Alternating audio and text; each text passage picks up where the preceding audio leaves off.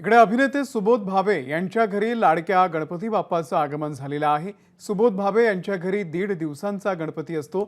दिवसेंदिवस गणपतीचे स्वरूप बदलत चाललेलं आहे, या उत्सवाचं स्वरूप बदलत चाललेलं आहे, पण हे बदल सकारात्मक असले पाहिजेत असं सुबोध भावे यांचं म्हणणं आहे। त्यांच्याशी बातचीत केलेली आहे जयदीप भगत यांनी।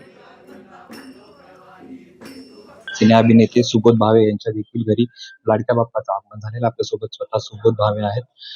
कशा पद्धतीनं यंदाचं जे आहे ते वर्ष आहे? एक तर यावर्षी देखावा केला, हा गोंडोला आहे काश्मीरचा, आणि ज्याचा एक छोटासा देखावा करायचा प्रयत्न केला। चांगली सेवा घडावी, लोकांची सेवा घडावी, समाजाची सेवा घडावी, त्यांना आनंदी ठेवण्याचं कार्य आमच्याकडनं घडावं हीच प्रार्थना त्याच्यापाशी करतो। साधारणतः किती दिवसाचा बाप्पा तुमच्या घरी असतो? 1.5 दिवस, उद्या आमचं विसर्जन। जे रोजचं 365 दिवसाचा आयुष्य 10 दिवसात कसं बदलतं? मला आता काय आहे की कामाच्या व्यस्ततेमुळे बाहेरचे गणपती बघायला फार वेळ मिळत नाही, पण आपल्या घरच्या गणपतीला मात्र मी येत असतो।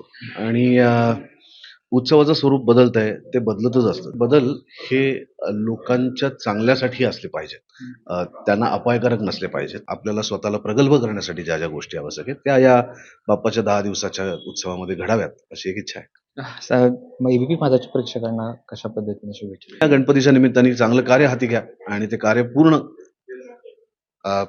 करण्याची जबाबदारी मला असं वाटतं विघ्नहर्ता गणपतीची असते। जो बदल आहे तो सकारात्मक असला पाहिजे असं जे आहे ते सुबोध भावेंचं म्हणणं आहे। त्यांच्या घरी बाप्पा विराजमान झालेले आहेत। कॅमेरा पर्सन राजेश बिडकर सह जयदीप भगत, एबीपी माझा, पुणे।